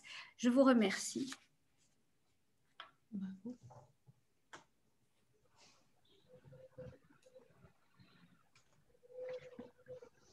Merci beaucoup, merci infiniment Geneviève pour cet exposé passionnant comme à chaque fois. Je laisse Martine, voilà, je lui laisse la parole. Vas-y Martine. Oui, je vais donner la parole maintenant à Sophie Plisson. Sophie est une militante lesbienne féministe et membre de l'association CEL, amie de nos associations à Marseille. Nous te proposons de prendre la parole ce soir sur le thème « Lutter contre la violence à l'égard des femmes ». Je te propose cette interrogation en tant que militante féministe. Tu combats les violences subies par les femmes du fait de la domination masculine. Mais en tant que militante lesbienne, peux-tu nous dire quel est l'apport de l'analyse féministe lesbienne en termes de droit à vivre dans une société non violente? Vois-tu une évolution de la société depuis ces derniers ou 25 dernières années? À toi, Sophie. Oui, bonjour. Donc, je vais tenter de vous parler de la situation des lesbiennes vis-à-vis des violences à partir de ma propre expérience de vie, mais aussi de ce qui a changé ou de ce qui est en cours de changement vis-à-vis de nos droits pour faire écho à la conférence de Pékin. Je vais vous en parler donc, comme l'a dit Martine, en tant que militante féministe lesbienne, mais aussi en tant que géographe de formation. En effet, en géographie, on se situe avant tout dans un espace et sur une échelle donnée. Ici, le sujet qui nous occupe est vaste puisqu'il inclut à la fois des données internationales, nationales, locales, extérieures à soi et intérieures quand on aborde les faits au niveau mental. Je vais donc passer de l'une à l'autre échelle, plus ou moins rapidement, pour dire que tous les aspects des discriminations sont intrinsèquement liés et reliés même quand il s'agit de lieux ou d'espaces distincts. Pour dire encore une fois que les combats pour les droits des femmes et les droits des lesbiennes sont très étroitement imbriqués, surtout depuis l'apparition récente de la mouvance transgenre. Donc actuellement, je suis basée à Marseille et j'ai la chance de travailler avec OLF 13, Femmes Solidaires, la Marche mondiale des femmes présente ce soir et bien d'autres associations féministes qui incluent les lesbiennes dans leur champ de réflexion et d'action. Et je les remercie ici pour l'organisation de cet événement et pour leur dynamisme. Se dire lesbienne ou être considérée en tant que lesbienne à Marseille n'est plus une honte ou un problème, du moins au sein de ce collectif associatif. Et personnellement, je trouve cela merveilleux. Je tiens à le préciser pour l'avoir vécu, et je ne sais pas si c'est une particularité marseillaise, mais ça ne va pas de soi partout en France. Si nous militons ensemble en tant que féministes, c'est que nous avons des idéaux en commun, comme la lutte contre le système prostitutionnel, par exemple. Et plus généralement, nous voulons abolir la domination masculine et les violences qui en découlent envers les femmes et les lesbiennes. En effet, les femmes sont doublement discriminées dans la société. Les lesbiennes sont des femmes au sens biologique du terme, et en tant que femmes et lesbiennes, elles se trouvent à l'intersection du sexisme et plus précisément de la misogynie et de la lesbophobie. Les lesbiennes forment une catégorie si elles veulent bien y rentrer, doublement discriminées, invisibles et victimes de violences multiples. J'ai précisé si elles veulent bien y rentrer, car sorties de l'analyse féministe matérialiste, grand nombre de femmes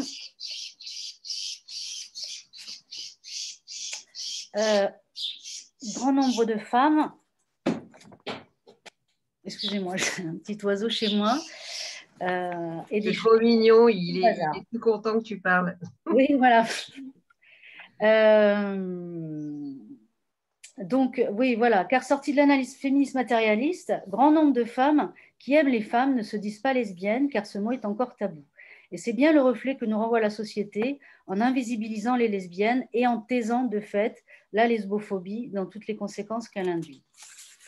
Pour rappel, le terme lesbophobie apparaît officiellement en 1998 dans le rapport détaillé sur la lesbophobie dans le monde, présenté par la coordination lesbienne en France à Montréal, à l'occasion de la préparation de la Marche mondiale des femmes contre les violences et la pauvreté. Donc, comme l'a précisé Marie-Paul en début de webinaire, je laisserai des références. Je lui laisserai des références. Mais ce qui a changé aujourd'hui, c'est l'entrée du mot lesbophobie dans le dictionnaire officiel depuis 2015, donc simplement 6 ans. Et grâce en grande partie à la CLF qui a milité dans ce sens durant plusieurs années. Pour exemple d'invisibilisation des lesbiennes au sein même d'une de leurs pseudo-communautés, par exemple, le 11 mai est la journée de lutte contre l'homophobie, la transphobie et la biphobie. Annoncée comme telle dans la plupart des organisations en France.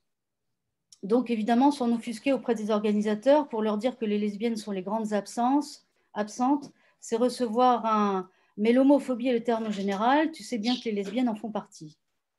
Oui, il fallait le deviner. Nous avons les mêmes vies, les mêmes caractéristiques, les mêmes pouvoirs d'achat, les mêmes pratiques que les hommes.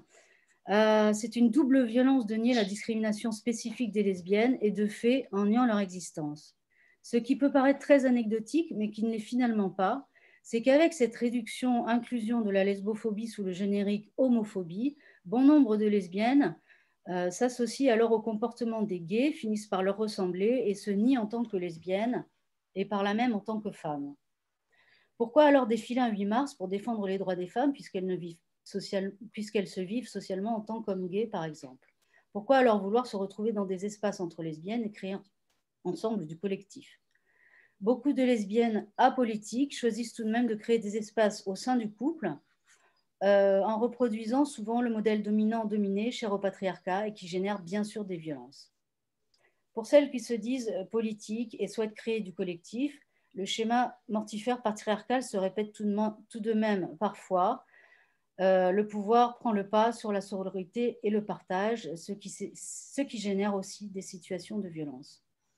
Ce qui a changé cette année. En 2021, la première marche lesbienne qui a eu lieu en mai à Paris, à Toulouse, à Bordeaux, événement presque improvisé qui sort complètement des sentiers battus des prides traditionnels qu'on a l'habitude de voir en juillet, plutôt en juin-juillet, et donc qui sort également de l'organisation officielle des associations et qui a eu beaucoup de succès dans les grandes villes.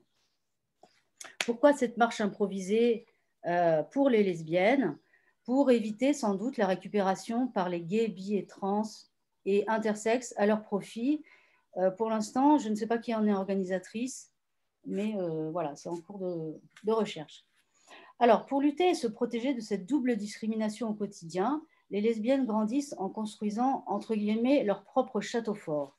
Elles doivent d'abord comprendre et accepter leurs différences aux yeux de la société, puis lutter au quotidien pour créer et mettre en œuvre leur propre vie, et surtout leur désir amoureux qui va bien sûr à l'encontre de ce que la société attend d'elles. Ce qui a de réels impacts sur leur santé, puisque les violences reçues sont assez énormes. Là aussi, je laisserai des références à Marie-Paul. Donc, ce qui a changé, c'est qu'en 2012, la loi sur le mariage pour tous, instaurée par Madame Taubira, a établi un équilibre dans la balance de la justice sociale en France. Donc, une égalité des droits. Pour les jeunes lesbiennes, c'est une grande avancée dont elles s'emparent joyeusement. Pour les moins jeunes, c'est une véritable reconnaissance de leur identité, de leur citoyenneté et plus généralement de leur existence, car elles ne sont plus discriminées en raison de leur orientation sexuelle, qu'elles se marient d'ailleurs ou non.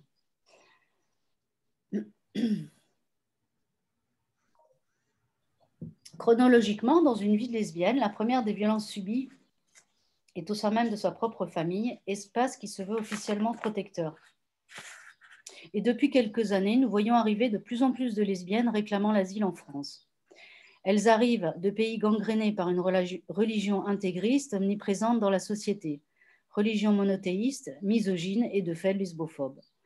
Je ne citerai pas ici de pays car il y en a énormément, car elles viennent de partout où les États enferment, mutilent, asservissent et détruisent les femmes qui ne se soumettent pas au père, au mari ou au patriarcat. Participant moi-même à la commission réfugiés au sein du centre évolutif Lilith à Marseille, qui est une association citoyenne féministe et lesbienne, nous avons accueilli plusieurs lesbiennes victimes de répudiation par leur propre famille, de coups et blessures, de viols, de la traite des femmes quand elles commençaient à traverser des pays pour s'échapper de l'enfer. Celles que nous avons rencontrées n'ont pas utilisé les bateaux des passeurs, mais elles ont pris l'avion, le bus, le train. Et si leurs blessures physiques sont visibles, les blessures intérieures sont invisibles mais bien présentes. État post-traumatique qui, en plus du choc des cultures, va rajouter à la difficile ascension vers l'obtention de papiers et vers l'intégration. Existe également le collectif Les lesbiennes dépassent les frontières en région parisienne, ainsi que ALDA, accueil des lesbiennes et demandeuses d'asile en région toulousaine, qui agit aussi pour aider les lesbiennes réfugiées qui souhaitent retrouver une vie digne. La grande difficulté que les lesbiennes réfugiées rencontrent sont qu'elles doivent prouver devant les juges de l'OFPRA qu'elles sont lesbiennes, alors que dans leur pays d'origine, elles devaient mentir à tous et se cacher en raison de leur orientation sexuelle. Comment prouver être lesbienne? Beaucoup ont eu des enfants suite à un viol ou dans une vie non désirée auparavant.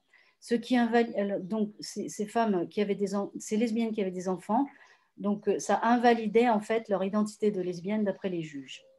C'est une violence de plus envers les lesbiennes que leur offre l'État français, qui est censé les accueillir. Ce qui a changé malgré tout, c'est l'indulgence et la compréhension des juges depuis quelques années quant au fait que même si elles ont eu des enfants, elles peuvent quand même être lesbiennes. Ouf. Et ce qui a changé aussi, c'est une prise de conscience des féministes sur les violences envers les femmes et les lesbiennes migrantes de plus en plus. Par exemple, une grande manifestation féministe festive a été organisée cette année, le 5 juin, à Nice, qui a rassemblé entre 5 000 et 10 000 femmes et lesbiennes.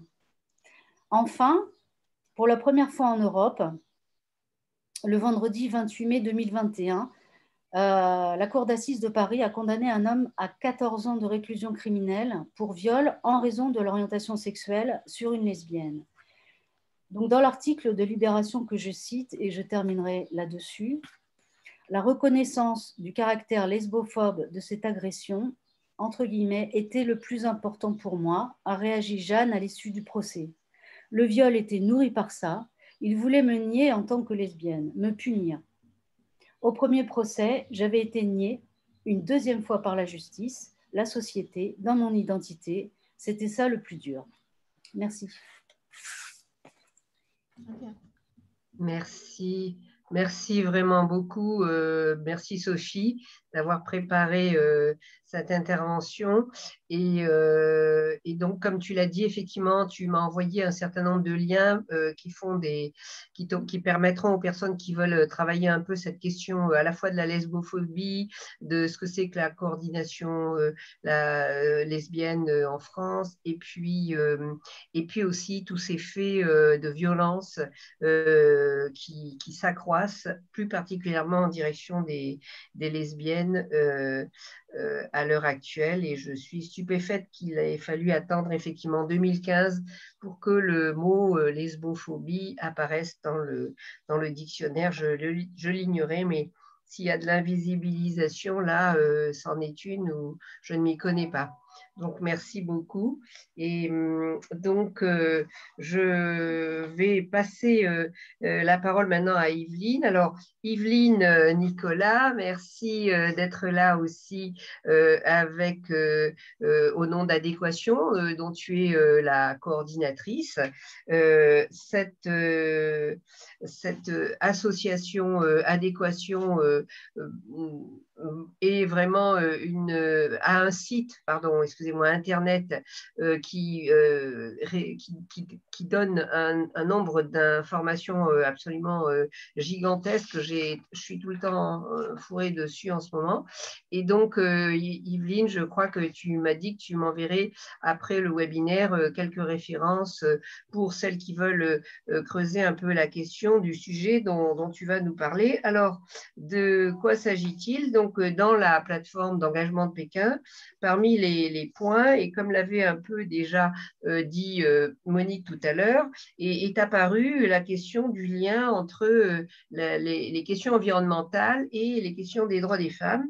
Et en effet, il y a une recommandation qui est de favoriser l'égal accès à la gestion des ressources naturelles et à la préservation de l'environnement. Donc, bon, c'est une façon de formuler le lien avec les droits des femmes qui est un peu bon, un peu orientée. J'imagine que tu as une vision plus large. Et donc, j'aurais voulu te demander si tu peux nous expliquer en quoi le combat pour le développement durable, la transition énergétique et la transition écologique et les problèmes environnementaux, en quoi ce combat-là et celui du féminisme se rejoignent, et si tu as des recommandations particulières à formuler dans ce domaine, bon, qui est très large en fait. Donc voilà, tu as 8-10 minutes pour nous en parler. Je te laisse la parole, Yveline. Merci et bonjour à tout le monde. Merci de m'avoir invitée. J'ai beaucoup apprécié la richesse de tout ce qui a été dit précédemment et en particulier le côté concret et orienté aussi sur l'action de terrain, sachant que moi, je ne suis pas dans la région de Marseille, mais à Paris. Je vais revenir du coup au niveau international et au niveau de l'historique du lien entre les enjeux de développement durable et les enjeux féministes, avec un petit retour historique, mais rapide, hein, un vendredi soir, à cette heure-ci. Ce n'est pas le moment sans doute de faire un immense exposé sur ces questions-là, mais il faut savoir que dès les années 60-70, il y a eu des convergences entre la critique du modèle de développement industrialisé, prédateur des ressources à la fois naturelles et humaines. C'est quand même l'époque où on s'est aperçu, avec les marées noires, avec les pollutions, avec ce qu'on appelait, enfin avec la surpopulation, etc., qu'il y avait une crise qui arrivait, une crise aussi de la famine, hein, du mal développement, des relations nord-sud, etc. Et en même temps, il y avait cette critique féministe du pouvoir, du patriarcat, de la domination masculine, qui a finalement fait le lien, du moins certains groupes de féministes ont fait le lien entre cette exploitation des femmes et cette exploitation de la nature, en analysant aussi toute l'histoire de l'émergence du capitalisme. La pensée occidentale a eu une tendance à instaurer une séparation, une fracture entre le corps et l'esprit, entre la politique et le domestique, en renvoyant les femmes vers le corps, vers le domestique, vers le prendre soin et vers la nature, considérée comme, avec cette même dévalorisation, on va dire, des femmes, de la nature, etc. Mais du coup, quand le féminisme a pris un peu le devant de la scène, bah, les femmes ont aussi critiqué les féministes, cette dichotomie, et ont analysé le mode de développement économique dominant fondé sur l'exploitation des femmes et de la nature, considérée toutes les deux comme gratuite, hein. Le travail gratuit des femmes répond à la notion de finalement les services environnementaux fournis par la nature, inépuisables, qu'on croyait inépuisables, or qui sont épuisés, un peu comme les femmes ont fini par être épuisées aussi, en avoir assez de cette double, triple journée. Voilà, et donc tout ça nous a amené à la notion d'écoféminisme, qui était assez marginal à la fin des années 70 ou 80, et dont je constate maintenant que c'est en train de devenir même une grande mode. Je ne sais pas si vous en avez entendu parler, mais moi, sans arrêt, j'entends parler de l'écoféminisme, alors confondu souvent avec simplement le lien entre les femmes et l'environnement, alors que initialement, et là je rejoins aussi les propos initiaux et les analyses de Monique Dantal sur les évolutions historiques, ma question c'est finalement, est-ce qu'on est en train de dépolitiser aussi cette critique frontale qui faisait le lien entre la critique du modèle de production capitaliste et le féminisme par une version un peu soft qui va émerger peut-être du forum Génération Égalité. On va le savoir la semaine prochaine. Ça, c'est un peu le problème que je me pose. Sinon, je reviens à la conférence internationale de Rio sur l'environnement et le développement en 92, qui finalement est un peu l'équivalent de la conférence de Pékin qu'on va fêter là. C'est également une très grande conférence internationale qui a entraîné une sorte de nouveau paradigme, hein, celui du développement durable, qui est aussi à l'origine de la notion des acteurs et des actrices des conférences internationales, parce que c'est à partir de là qu'il y a eu ce schéma.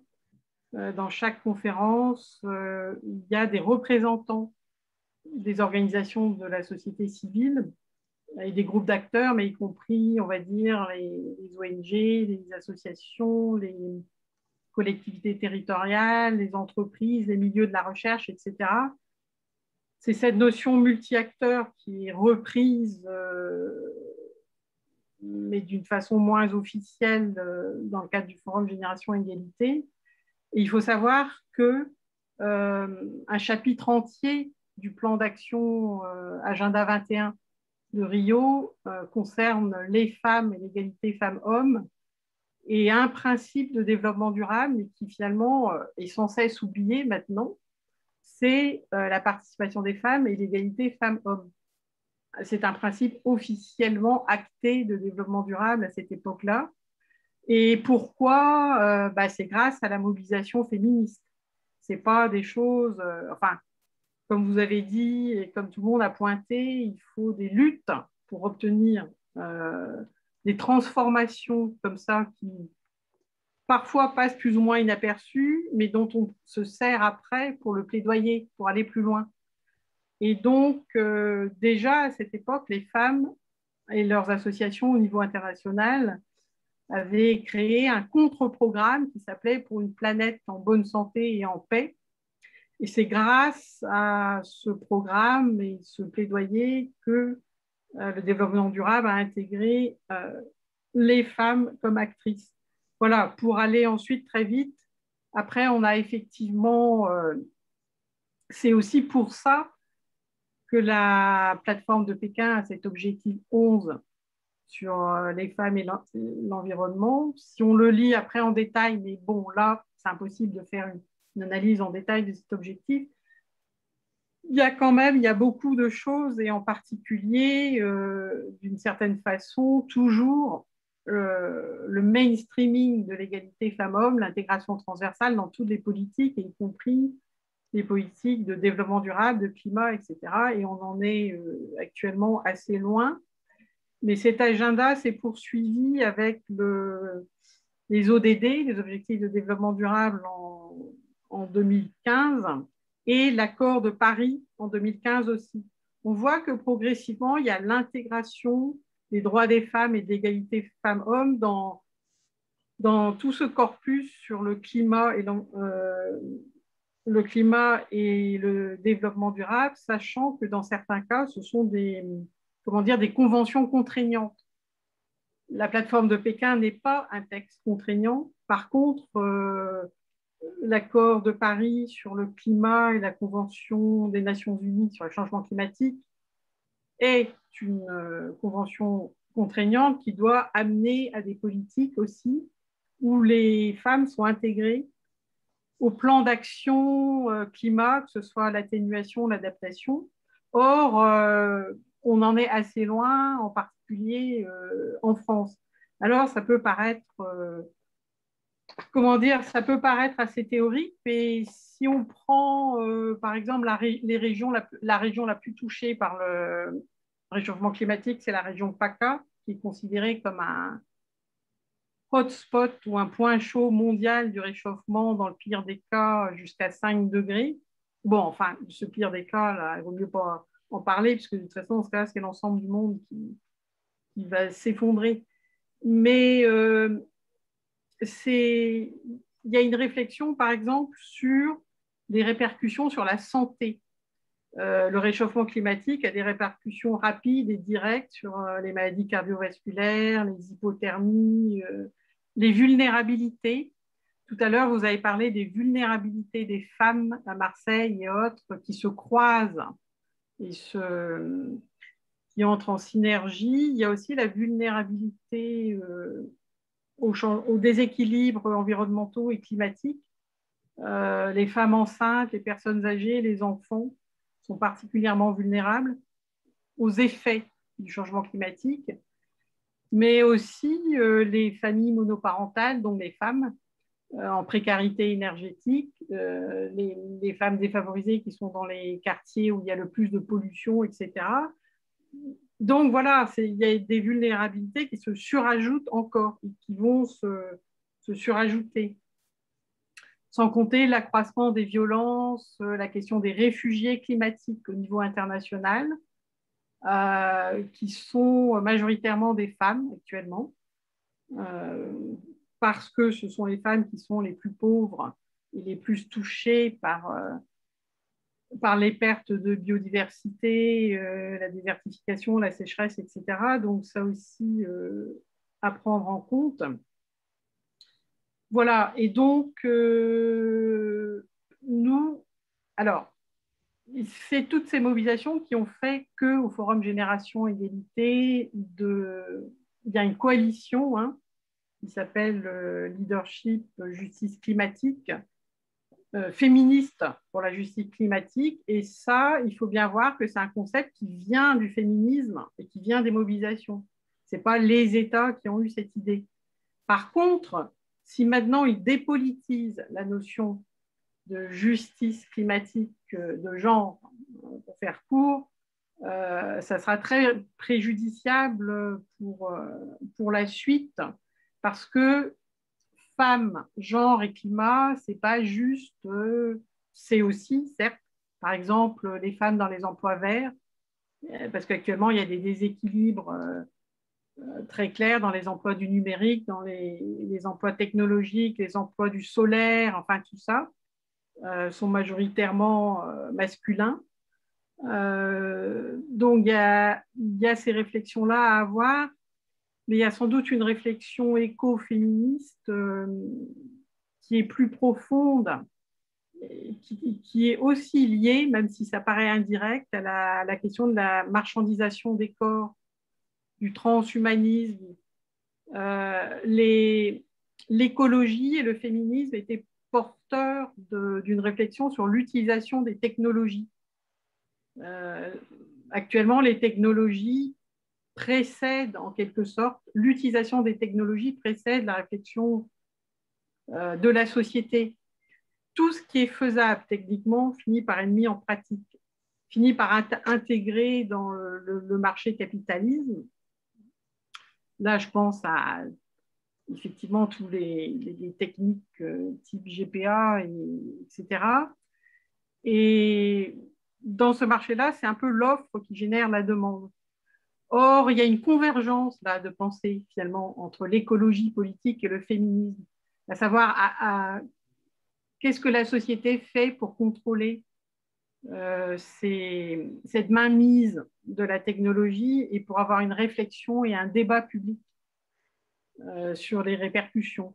De même que, et je finirai là très concrètement, il y a aussi des convergences très nettes entre des politiques d'égalité femmes-hommes et des politiques de transition écologique qui devraient être pensées, qui devraient être mises en œuvre, y compris au niveau territorial ou même à des petits niveaux. On cite parfois la question, par exemple, des cours d'école. Il est tout à fait possible, et à Paris, il y a quelques réflexions là-dessus, de penser à la fois le réaménagement non sexiste des cours de récréation et le réaménagement favorisant les puits de carbone ou la biodiversité. Et on s'aperçoit souvent que quand on végétalise, d'ailleurs, on démocratise un peu plus l'espace filles-garçons. Voilà. C'est un exemple parmi tant d'autres, de même qu'il y a une réflexion à avoir sur les liens entre le sexisme, les stéréotypes, et puis l'hyperconsommation très néfaste pour les émissions de gaz à effet de serre. Le marketing s'est emparé aussi des stéréotypes et renforce le sexisme, comme vous savez, hein, en créant sans arrêt des objets roses, en faisant une différenciation des objets de consommation qui entraîne doublement des émissions de gaz à effet de serre, plus sexisme. Donc voilà, nous, très concrètement, on pense qu'il faut intégrer ça aussi dans l'éducation, y compris à l'école, une convergence entre l'éducation à l'égalité filles-garçons et l'éducation à l'environnement et au développement durable, qui fait aussi partie des obligations de l'éducation nationale. Je m'arrêterai là. Bien, écoute, mais je te remercie beaucoup, Yveline, pour ce lien que tu as fait, parce qu'on voit qu'effectivement, en s'y penchant un tout petit peu avec un regard d'analyste politique qui est celui que tu as, on arrive très bien à voir le lien entre les objectifs du féminisme qui vont dans cette idée de l'égalité d'une manière générale et entre les femmes et les hommes, pouvoir effectivement se croiser complètement avec tout ce qui est lié au développement durable. Alors, nous avons la photo magnifique de Daniela Lévy maintenant, et donc je suis devant l'obligation de l'excuser parce que Daniela fait partie des personnes qui étaient prévues ce soir pour terminer un petit peu les interventions sur la question des droits des femmes universels et de cet universalisme et de dire un mot de l'intersectionnalité. Elle est malade, à vrai dire. Voilà, le Covid continue à faire des ravages, donc elle nous a appelés cet après-midi. Elle est vraiment très, très désolée parce que c'est quelqu'un de très, très, très sérieuse et qui était désolée de nous faire défaut. Donc, je dirais peut-être un petit mot en disant que nous avons passé notre temps à parler de traités internationaux et d'universalisme et de l'universalité des droits des femmes. Donc, probablement que tout le monde est au fait de ce concept-là parmi nous. La question de l'intersectionnalité, j'en dirais peut-être un petit mot en disant que on en a fait aujourd'hui, puisqu'on a vu effectivement comment on pouvait avoir des femmes qui, en plus d'être femmes, pouvaient être discriminées de multiples manières par la lesbophobie, par exemple. Et donc, l'intersectionnalité, elle a toujours été finalement, sans dire forcément son nom, liée à la recherche des droits humains universels. Et on a vu comment Monique Dantal nous a présenté, par exemple, cette idée à Pékin qui était de faire la différence entre le concept d'égalité et celui d'équité, et comment les luttes des féministes à Pékin ont permis de bien garder le concept d'égalité entre les femmes et les hommes. Et elle nous a expliqué en quoi le fait d'utiliser le mot équité aurait pu soumettre l'équité à une vision tout à fait partielle de l'égalité, et qu'elle aurait pu être entachée de règles coutumières ou d'habitudes locales qui pourraient être considérées comme équitables à tel endroit et pas à tel autre. Donc effectivement, on a bien compris que l'égalité, c'était un terme qu'il fallait conserver parce que ça concerne l'universalisme des droits humains. Et puis, pour ce qui concerne l'intersectionnalité, en fait, je proposerais de vous dire qu'en fait, c'est un concept qui peut complètement s'intégrer à l'universalisme, bien entendu.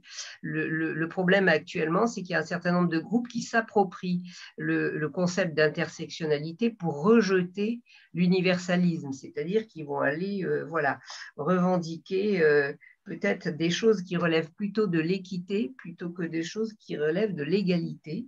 Mais malheureusement, Daniela aurait été bien plus brillante que moi pour développer ce sujet-là. Donc, on va s'arrêter là pour les interventions. Et comme il nous reste voilà, très peu de temps, oh là là, 3 minutes, mettons 5 peut-être, il y avait une ou deux questions. Il y a eu assez peu de questions. Il y a une personne qui souhaitait qu'on dise un mot de l'allocation pour les adultes handicapés, puisque effectivement, il y a eu un combat pour l'instant qui n'est pas gagné par les féministes, qui est de revendiquer que l'allocation des adultes handicapés ne soit pas liée au quotient familial et ne soit pas conjugalisée, comme le dit le gouvernement, puisqu'on peut avoir à ce moment-là des femmes en situation de handicap qui n'ont pas d'allocation du fait que les revenus de leur conjoint soient suffisamment élevés pour qu'elles ne la touchent pas, enfin considérée comme telle. Et donc, les féministes se battent pour qu'il y ait une déconjugalisation de cette allocation.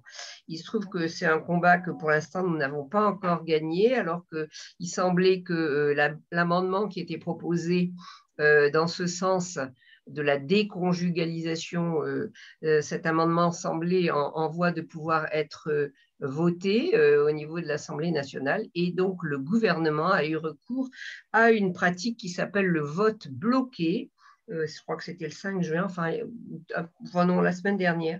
Et donc, ça a empêché le fait qu'il puisse y avoir un vote sur cet amendement. Et donc, toujours pas d'individualisation de l'allocation aux adultes handicapés pour l'instant. C'est-à-dire que voilà, le gouvernement considère, sans le dire, que probablement ça correspond à un coût trop élevé. D'ailleurs, c'est ce qui paraissait comme analyse dans le Figaro hier, ou enfin voilà, ou peut-être aujourd'hui, je ne sais pas quand est-ce que j'ai lu ça.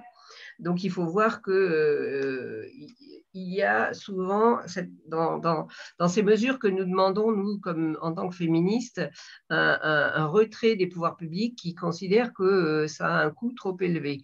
En réalité, ils n'intègrent pas le coût de toutes ces violences sur le plan de la santé mentale, les conséquences sur les enfants. C'est jamais mis en balance, ça, d'une part. Et puis, donc, il faudra encore un bon moment pour convaincre les pouvoirs publics que la justice se mesure pas nécessairement en espèces sonnantes et trébuchantes, étant donné aussi tout le travail gratuit que font les femmes de toute façon. Donc, alors, ce que je vous propose, c'est qu'il y avait enfin, elle n'est pas petite, pardon, une question qui était proposée à Nathalie, parce que tu nous as répondu dans le chat, c'était par rapport au pourcentage de familles monoparentales. Oui, voilà. j'ai fait le calcul. J'ai fait le calcul avec le document de l'INSEE que j'ai sur la ville de Marseille qui date de 2017. Et effectivement, on arrive à 85,9% de femmes parmi les familles monoparentales à Marseille. Voilà. Oui, oui. Effectivement, les familles monoparentales. Ah, mais je veux dire, le chiffre ne m'étonne pas. En tant que maîtresse d'école, je peux vous dire que c'est, il est même, à mon avis, minime, quoi. Moi, j'aurais dit plus même. Oui, voilà. Mais bon. Oui.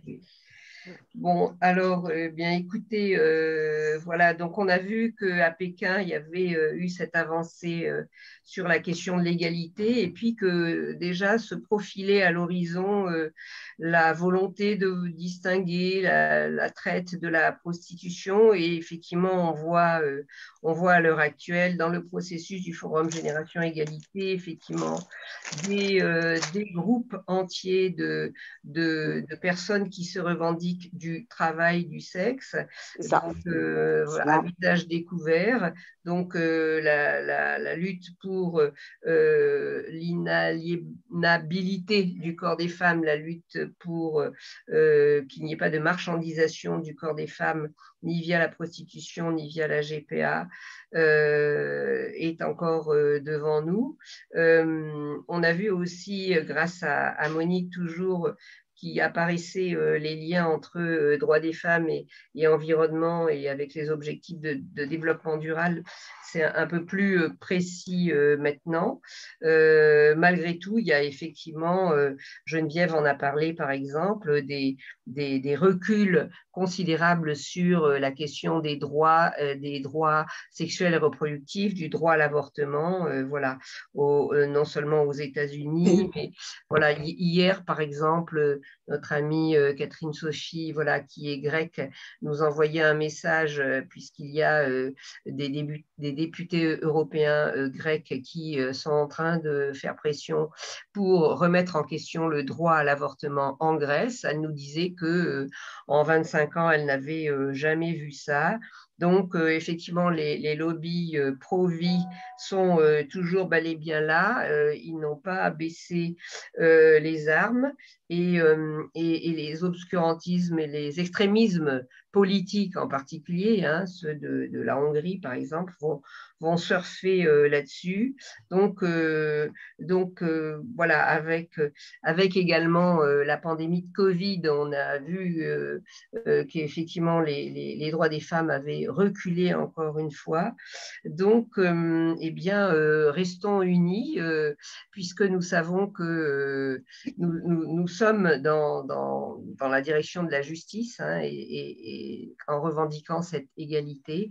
Donc, on vous donne rendez-vous voilà, à nos côtés dans les webinaires, dans les rues, dans les actions de plaidoyer, et encore et toujours féministes, nous serons voilà, ensemble. Voilà. Donc merci à Meryl, je ne l'ai pas dit encore, qui a passé un début de soirée du vendredi soir avec nous, voilà, en dehors des clous de ses horaires habituels. Donc merci Meryl d'Oser le féminisme de nous avoir accompagnés pendant tout ce webinaire.